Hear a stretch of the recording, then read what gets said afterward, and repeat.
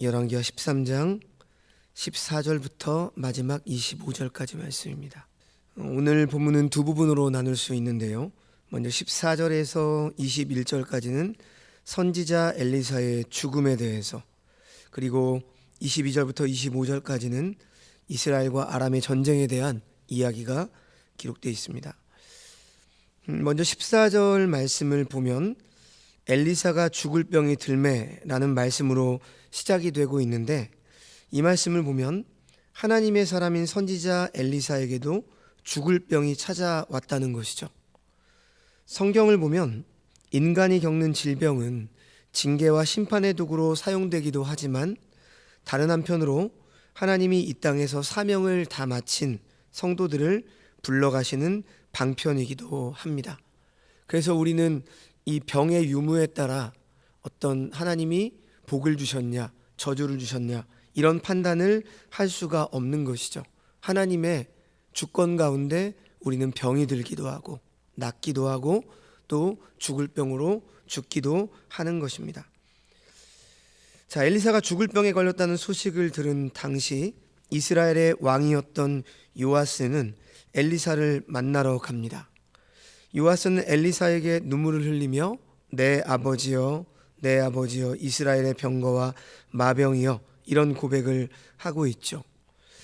이 말씀은 열왕기하 2장 12절에서 엘리야가 하늘로 올라갈 때 엘리사가 했던 말과 똑같습니다. 일반적으로 내 아버지여라고 이야기하는 것은 보호자를 의미하는 표현이고 권위자를 존중해서 부르는 호칭이기도 합니다. 또한 사람에게 이스라엘의 병거와 마병이여, 이렇게 지금 말하고 있는 것은 적들로부터 이스라엘을 지키는데 결정적인 역할을 한 사람이라고 하는 것이죠. 그러니까 요아스 왕은 엘리사를 의지할 수밖에 없는 상황이었습니다. 왜냐하면 어제 본문인 열왕기하 13장 7절을 보면 이스라엘은 아람과의 전쟁 후에 마병 50명과 병거 10대와 보병 10,000명밖에 안 되는 작은 규모의 군대밖에 없었기 때문에 하나님의 사람 엘리사의 역할은 더욱더 중요했던 것이죠. 그런데 그런 엘리사가 이제 죽을 병에 들었다는 소식을 요아스가 듣게 된 것입니다. 그러니까 요아스의 입장에서는 천군만마를 잃은 안타까운 소식이었을 것입니다. 그래서 엘리사는 눈물을 흘리고 있는 요아스에게 이제 15절과 16절을 보면 몇 가지 상징적인 행동들을 행하게 하는 것입니다. 먼저 활과 화살을 가져오라고 한 뒤에 활을 잡으라고 말하죠. 그리고 요아스가 활을 잡자 엘리사는 자신의 손을 요아스의 손 위에 얹습니다. 엘리사의 이러한 행동은 단순히 왕의 손 위에 자신의 손을 얹는 것을 말하는 것이 아니라 하나님의 사람 엘리사와 함께 하셨던 하나님의 능력이 엘리사의 손을 통해 요아스와 함께하는 것을, 즉 요아스를 도와주신다는 것을 보여주고 있는 것이죠. 그래서 이어서 엘리사는 요아스에게 동쪽 창문을 열어서 활을 쏘라고 말을 합니다. 17절 말씀이죠. 이르되 동쪽 창을 여소서 하매 곧 열매, 엘리사가 이르되 쏘소서 하는지라 곧 쏘매, 엘리사가 이르되 이는 여호와를 위한 구원의 화살 곧 아람에 대한 구원의 화살이니 왕이 아람 사람을 멸절하도록 아벡에서 치리이다 하니라. 자, 이 엘리사의 말에 요아스는 동쪽 창을 열어 활을 쏩니다. 그리고 엘리사는 동쪽으로 활을 쏜 행동에 대해서 무엇을 의미하는지 설명을 해주고 있습니다. 동쪽으로 활을 쏜 이유는 북이스라엘에서 동쪽은 아람 군대가 있는 곳이고, 그곳을 향해 쏜 화살은 여호와를 위한 구원의 화살, 곧 아람에 대한 구원의 화살이라고 말을 합니다. 지금 본문에서 이 화살은 하나님께서 이스라엘을 아람으로부터 승리, 구원을 베풀어 주시는 이것들을 상징하는 도구의 역할을 하는 것이죠. 그런데 엘리사는 왕이 쏜 화살로 인해서 아람 사람을 멸절하도록 아벡을 쳐서 점령하게 될 것이다, 이렇게 말을 합니다. 그냥 단순히 승리가 아니죠. 멸절하도록, 그러니까 아람을 완전히 쳐 부술 수 있도록 그렇게 될 것이다, 이렇게 말을 하는 것입니다. 그리고 계속해서 18절에서 19절을 보면 엘리사는 요아스에게 여호와를 위한 구원의 화살을 잡으라고 말을 하죠. 또 이르되 화살들을 집으소서. 곧 집음에 엘리사가 또 이스라엘 왕에게 이르되 땅을 치소서 하는지라. 이에 3번 치고 그친지라. 하나님의 사람이 노하여 이르되 왕이 5번을 칠 것이니이다. 그리하였다면 왕이 아람을 진멸하기까지 쳤으리이다. 그런즉 이제는 왕이 아람을 3번만 치리이다 하니라. 이렇게 말씀합니다. 자, 엘리사는 요아스에게 화살을 잡으라고 하고 그 화살로 땅을 치라고 이야기를 합니다. 이에 요아스가 땅을 3번만 치고 이 부분에 대해서 엘리사는 화를 내고 5번을 쳤으면은 아람을 완전히 멸망시킬 수 있을 것이라고 말을 합니다. 자, 그런데 우리가 많이 들어봤던 본문인데요, 이 생각을 한번 해보죠. 이 본문에서 갑자기 엘리사가 노하는 것에 대해서, 화를 내는 것에 대해서 여러분 쉽게 이해가 되세요? 본문에 이렇게 말하니까 엘리사가 여러 번 치지 않은 것에 대해서 화를 냈다, 잘 이해가 되지 않을 수 있습니다. 엘리사가 5번을 치라고 말한 것도 아니잖아요. 그냥 치라고 했을 뿐인데 3번을 치던 5번을 치던 이것이 책망들을 일은 아닌 것 같기 때문입니다. 그래서 이러한 내용 때문에 많은 사람들은 이 본문에서 신앙에 있어서 횟수, 우리의 행함을 중요하게 강조하기도 하죠. 예를 들어서 이 본문을 설교하거나 적용을 하면서 3일 기도한 것보다는 40일 작정 기도를 한 것이 더 신앙이 좋은 것이고 하나님의 응답을 받는 효력이 있는 것이다, 이런 식의 생각을 하는 겁니다. 물론 우리의 신앙에 열심도 중요하죠. 적극적인 신앙의 태도, 행동이 전혀 무의미한 것은 아닙니다. 하지만요, 오늘 본문은 단순히 신자의 신앙의 적극성, 행함, 열심을 강조하고 있는 것이 아닙니다. 엘리사가 문제 삼은 것은 요아스가 땅을 친 횟수가 아니라 그 마음의 중심부터가 잘못됐다는 것입니다.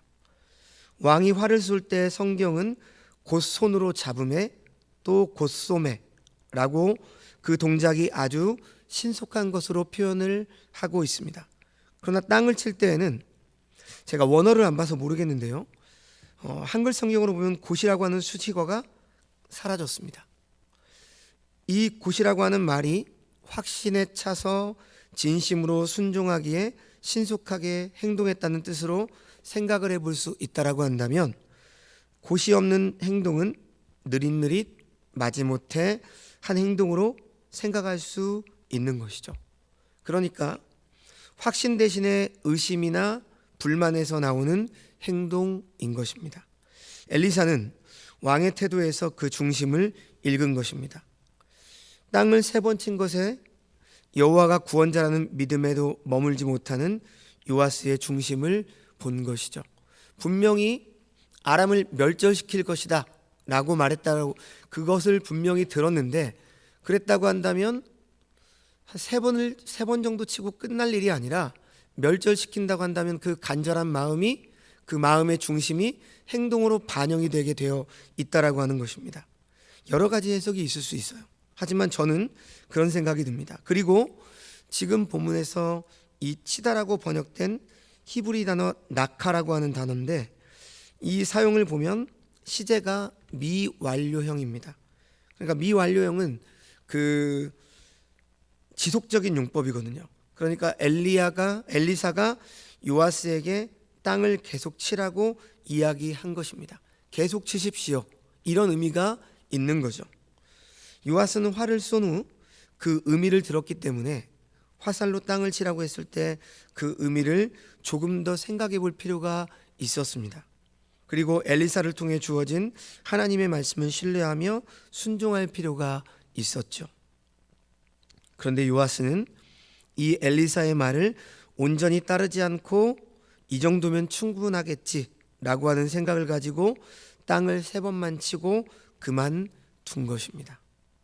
그런데 알고 보니까 이것은 이스라엘이 아람을 공격하는 횟수였던 거예요. 아람을 공격하는 횟수라고 하는 것을 미리 말했다라고 한다면 여러 번 쳤겠죠. 그런데 그것은 친 이후에 일어난 하나님의 말씀입니다. 그렇게 엘리사는 하나님에 대한 믿음 없는 요아스의 행동에 비탄하는 것이죠. 우리도 한번 생각해 볼까요? 하나님께서 어떤 사명이나 어떤 일들을 우리에게 허락하셨을 때, 또 우리가 어떤 것들을 할 때 우리는 우리가 지레짐작 생각해서 이 정도면 되겠지라는 생각을 많이 합니다. 근데 만약에 하나님께서 네가 20번 뭐 한 달 동안 1년 동안 기도하면 들어주마, 그럼 여러분은 1년 동안 기도할 거예요. 20년 동안 기도하면 뭘 이루게 해주마, 그럼 기도할 수도 있겠죠. 근데 하나님은 기한과 어떤 응답의 시간을 우리에게 알려주시지 않는다는 것입니다. 하지만 하나님은 우리의 중심을 보시는 것이죠. 우리의 낙심하지 않고 끈질기게 기도하는 기도를 보시는 것이고, 누가복음 18장에서 예를 든 것처럼 낙심하지 않고 인내하며 기도하는 그 기도의 태도를 하나님은 기뻐하시고 원하시는 것이죠. 그런데 우리는 그 열심을 강조하는 거죠. 물론 열심도 필요해요. 끈질기게 또 우리가 지속적으로 그리고 지치지 않고 그 사명을 붙들고 열심 있게 살아가는 것도 중요하죠. 그런데 우리가 주객이 바뀌면 안 됩니다. 우리의 믿음을, 굳건한 믿음을 중심으로 해서 우리가 인내하고, 그리고 오늘 말씀처럼 그 중심을 가지고 우리가 마음을 다해 우리의 행함을 한다라고 하면 문제가 없겠지만, 무조건 어떤 우리는 내가 이 정도면 되겠지, 그리고 내가 정해놓은 기한과 내가 정해놓은 방식대로 신앙의 생활과 어떤 응답을 받아내려고 하는 경향이 있다라고 하는 겁니다. 자, 요아스는 화살로 땅을 치는 것을 불필요한 일로 생각했을 수도 있습니다.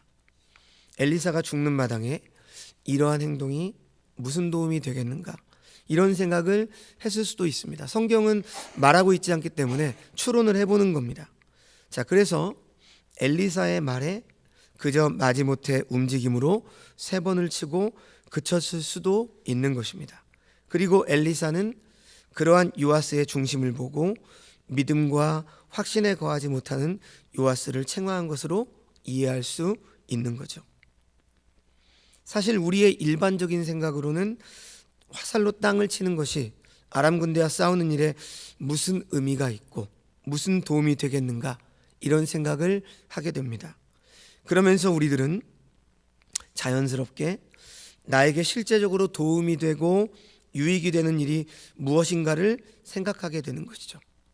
그리고 이런 생각으로 인해서 자신에게 실제적인 도움과 유익이 되지 않는 일이라고 판단되는 것에 대해서는 마음이 시들해질 수밖에 없는 거죠. 하지만 우리가 잊고 있는 것은 우리에게 실제적인 도움은 우리의 어떤 행동이 아니라 바로 하나님이시라고 하는 사실입니다. 나의 행동이 나에게 도움이 되는 것이 아니라 구원자이신 하나님이 우리의 도움으로 우리와 함께 하신다는 것을 잊고 있는 것이죠. 그래서 하나님을 향한 확신이 없이 마지못해 하나님을 믿는 수준에 있는 것일지도 모릅니다. 마치 오늘 본문의 요아스처럼 말이죠.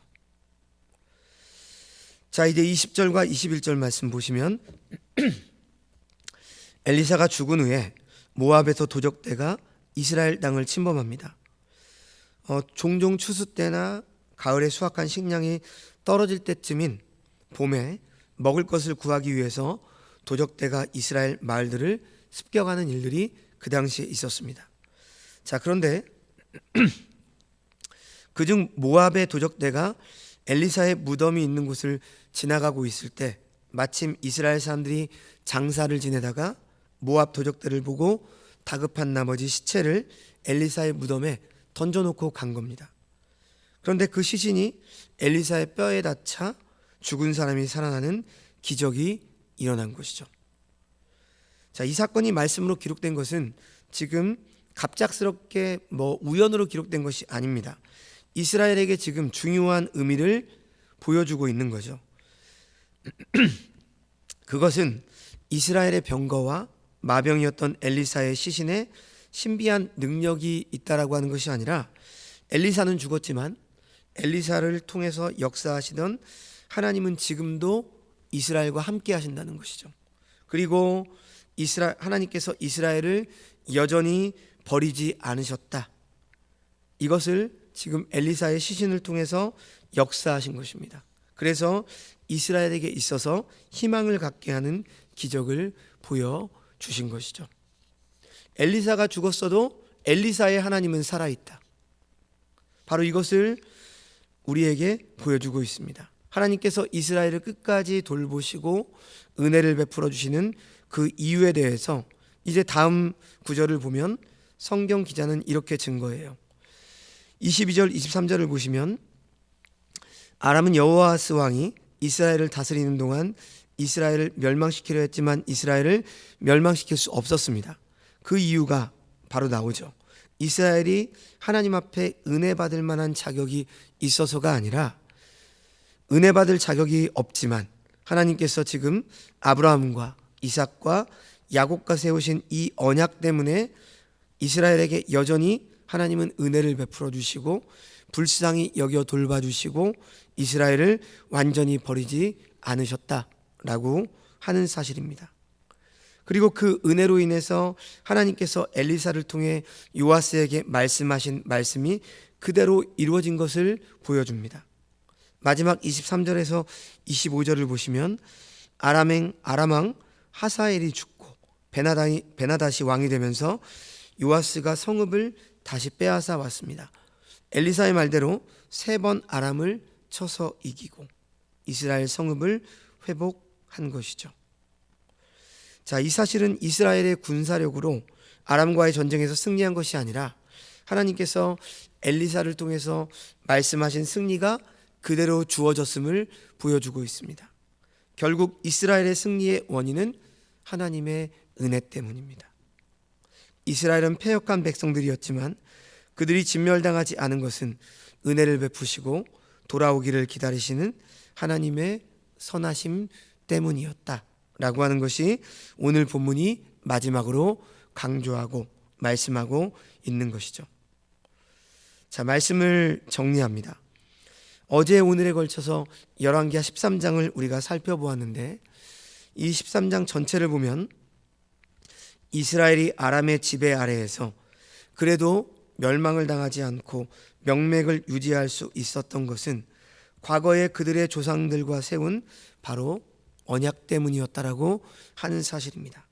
23절 말씀에 다시 보면, 여호와께서 아브라함과 이삭과 야곱과 더불어 세우신 언약 때문에 이스라엘에게 은혜를 베풀며 그들을 불쌍히 여기시며 돌보사 멸하기를 즐겨하지 아니하시고 이때까지 자기 앞에서 쫓아내지 아니하셨더라.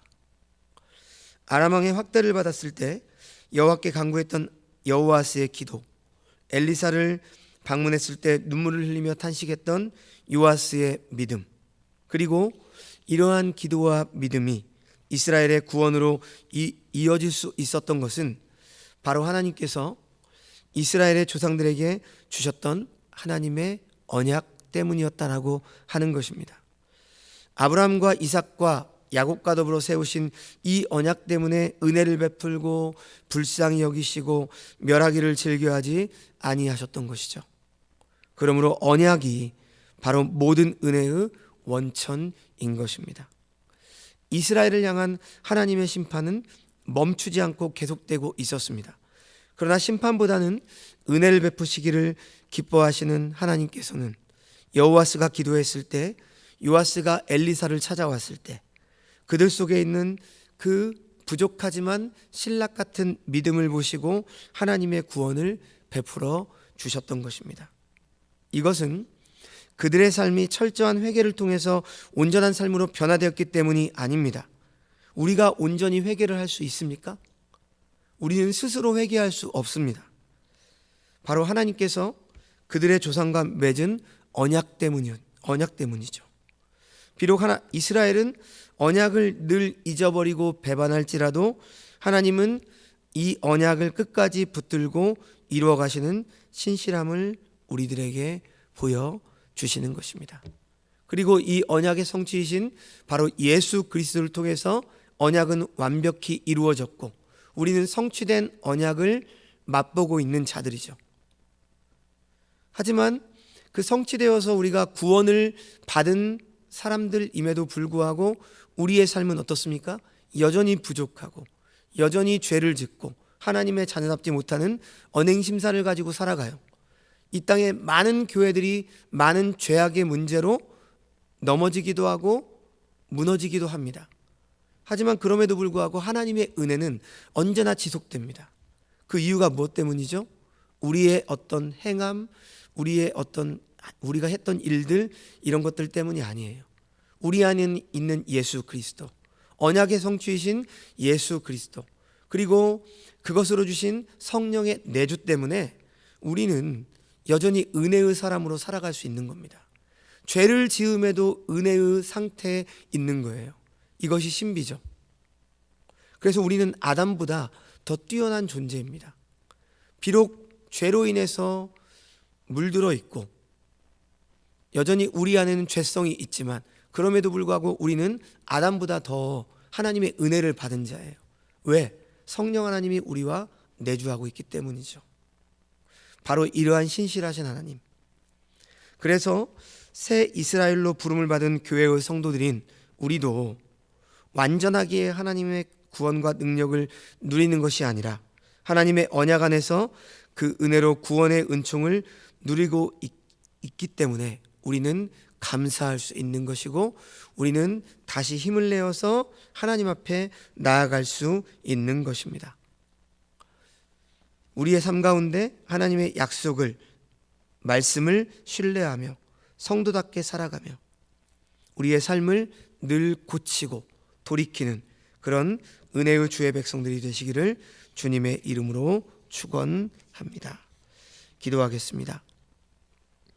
하나님 아버지, 오늘 요아스의 그 중심이 부족한 믿음을 오늘 말씀을 통해서 우리가 확인하면서 우리의 신앙의 태도도 우리의 삶의 태도도 과연 어떠한가 돌아보게 하여 주옵소서. 우리는 지레짐작으로 이쯤이면 되겠지라고 하는 생각과 또 우리 스스로 어떠한 열심과 기한을 정해놓고 그 기한과 열심이 끝났음에도 불구하고 하나님이 응답하지 않았다라고 원망하고 불평하며 우리 스스로 다 정하는 그러한 교만한 그리고 나태한 신앙의 태도를 가지고 살아가고 있는 우리가 아닌지 이 시간 말씀을 통해 비춰보고 돌이켜 봅니다. 하나님 아버지, 언제나 우리는 부족하고 우리는 죄 많고 우리는 여전히 하나님의 말씀을 의심하는 존재들입니다. 그럼에도 불구하고 하나님은 우리를 여전히 은혜를 베풀어 주시고 불쌍히 여겨주시고 멸하기를 즐겨하지 아니하십니다. 그 이유는 바로 우리에게 베푸신 언약의 약속 때문입니다. 그리고 언약의 성취이신 예수 그리스도를 통해서 우리의 모든 죄를 단번에 도말해 주시고 은혜의 사람으로 여전히 죄 중에 있으나 은혜의 사람으로 살아갈 수 있는 그러한 은혜를 우리에게 베풀어 주셨습니다.